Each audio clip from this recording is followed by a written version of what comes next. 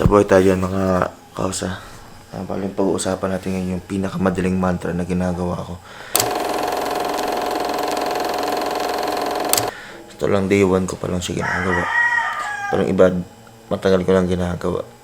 Prayer, tapos meditation. Tapos ngayon, alternate. Every other day ako nag-jogging.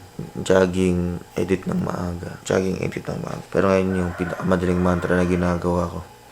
Na hindi na tayo magpapaligoy-ligoy pa. Ito na yan. Ayan.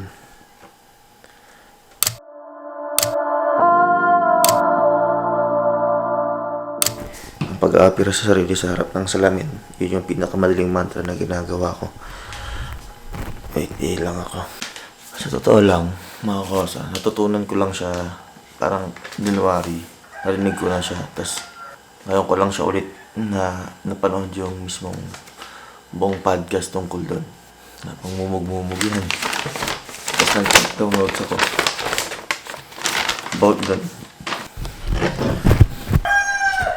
Si Mel Robbins, tinatawag siyang high five habit. Mula sa word itself, high five habit. So, kailangan mo lang i-high five mong sarili mo everyday. Kaya, tinanggap ko yung 5 days challenge niya na i-high five yung sarili ko araw-araw. Sa loob ng 5 araw, pagkagising sa umaga. Sa totoo lang, pagising ko ng 4:30, doon ko i-high five yung sarili ko, tapos di ko pa na-videohan. Kasi pag appear ko sa sarili ko, o pag high five ko sa sarili ko, humiga ako ulit eh. Kinausap ko si Mahal, si Wanda. Kinamusta. Tapos saka ako bumangon para mag-meditate at mag-pray.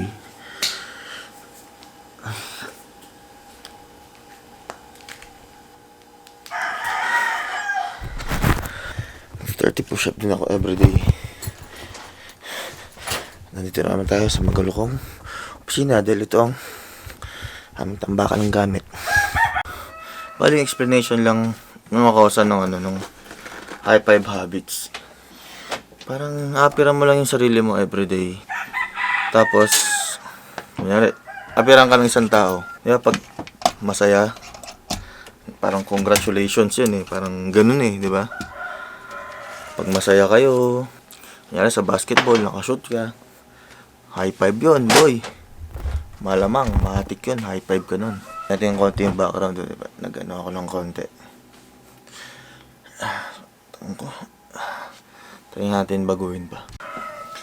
Bale yun sa high five habit, di ba? Balikan ko lang. Tuwing kailan ba tayo nag-high five? Di ba?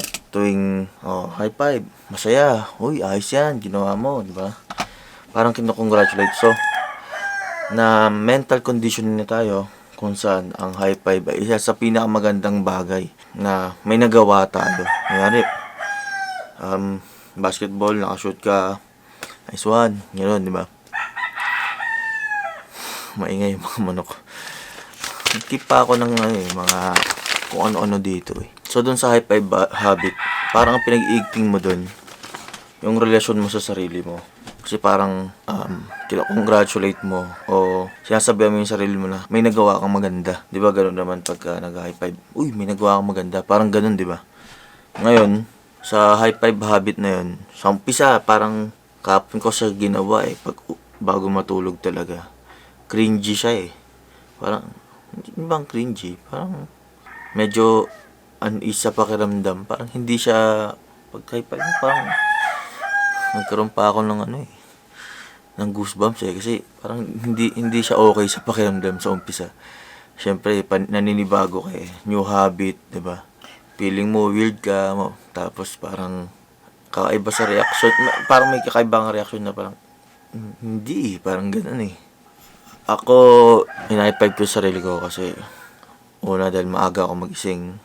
Buhay pa ako. Yun talaga yung isa sa sineselebrate ko.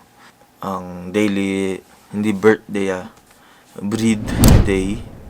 Lagay natin dito. Breed day. So, araw-araw na humingi pa ako pagising ko. Buhay pa ako. So, napakalaking blessing nun. So, doon ko high five yung sarili ko. Dahil, ang saya eh. Di ba? Buhay pa ako, alam yun, may pag-asa pa para baguhin ko yung mga bagay-bagay na nangyari sa buhay ko. Ganon din na kaya ko pang gawin yung mga pwede kong gawin, mga gusto kong gawin, mga gusto kong mangyari sa buhay ko.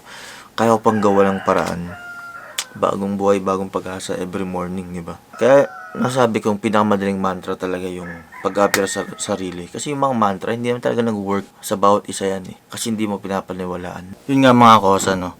Masabi ko na yung high five, yung isa sa pinakamadali at pinakamagaan na mantra sa lahat. Bakit? Kasi bata ka pa lang, nasabihan ka na, naturuan ka na-install na sa utak mo na kapag inapiran ka, may nagawa kang maganda. Diba? Apir, ang bata. Ako, sa dalawang anak ko. Kasi sa Skylo, pag may nagawa silang maganda, apir. O, high five. High five sa ano, apir sa Pilipino, diba? Ganon ginagawa ko, ganon yung practice ko sa mga anak ko na pag may nagawa silang maganda, appear, di ba? So, tayo, tulad natin, mga adult na, o hindi ko alam kung lahat tayo, pero siguro most likely, pag may nagawa kang maganda, pag may napakita kang maganda, pag nakapag-joke ka ng maganda, high five ka. Isa sa pinakamadali, naniniwala ka na na-install na sa yan, simula bata pa lang. Unlike yung gagawin mo pa lang, tulad ng meditation, fasting, prayer, jogging, reading, lahat ng mga bagay na hindi mo well practice, simula nung bata ka pa. Kasi, tinrain ka ng society, ng mga kaibigan mo, magulang mo, yung sa appear, di ba? Yung high five. Pero hindi ka tinrain para sa meditation na gawin mo to every morning. Hindi tayo trained dun eh. So, tingin ko, isa sa pinakamadali talaga ang high five. At ganun na rin, napakabilis gawin, di ba? Isang ganun lang, sa harap ng salamin. Ano isip mo pag nag-high five man? Anong pumapasok sa isip mo sa high five? Nice! Good job! Parang... May nagawa kang maganda, ganun. parang, galing. Ganun. May negative bang pumapasok sa isip mo pag nag-high five? Wala naman. Parang wala. Okay naman, no? Oo. Yun lang naman. Pag inapera mo sarili mo, ikaw, aperan ko kayo, di ba? Yung feeling nun parang, uy, wow. Minsan, may punto ba sa buhay nyo na bad trip kayo, naglalakad, tas, uy, tol, tropa, o, yan, naipabang kayo. Uy, papaano ka din, eh, medyo, ang konting smile sa mukha kahit na may problema ka, nagbibigay siya ng positive sa katawan. May pag-aaral na dyan, eh. Nung lugmok ako, kinakausap ko yung sarili ko, pinapalakas ko yung sarili ko na galingan niya. Gawin niya yung dapat niyang gawin. Katagan niya. Ang laking tulong, ang laki palang tulong nun. Kasi parang hindi siya physical realm. Kasi nakakausap mo siya, pero hindi mo siya nahahawakan talaga physically. Kasi cheer up mo siya. How much more yung aperan mo yung sarili mo na parang simula pagkabata tayo hanggang ilang taon na ba kayo, na conditioning ang utak natin, mental conditioning and physical conditioning, na pag inaperang ka, good job. I-high five mo yung sarili mo kahit na feeling mo hindi mo worth yun.